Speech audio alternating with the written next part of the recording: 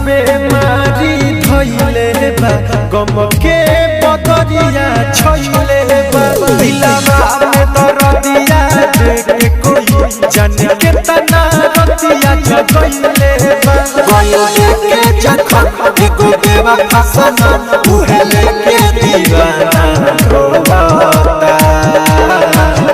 केहू चैन से कहीं सोवता केहू प्यार करके रोवता केहू चैन से कहीं सोवता केहू प्यार करके रोवता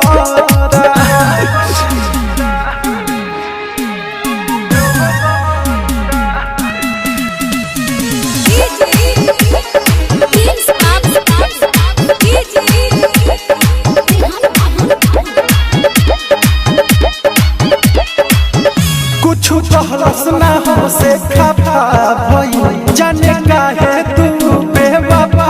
भई बड़ी होके दर्द याद पड़े न जब दिल टूटा में बटा गई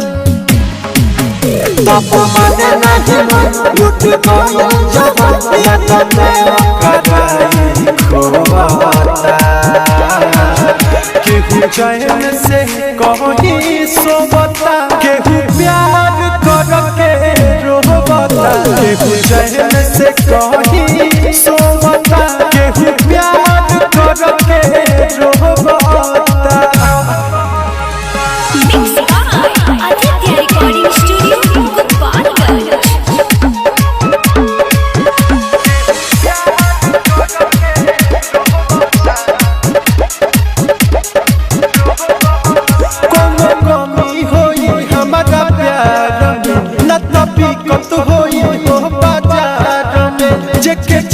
किन ली हला सन तुर दी हला साये के बार में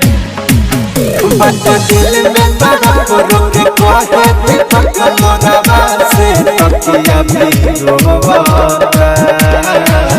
केहू चैन से कहीं सोवा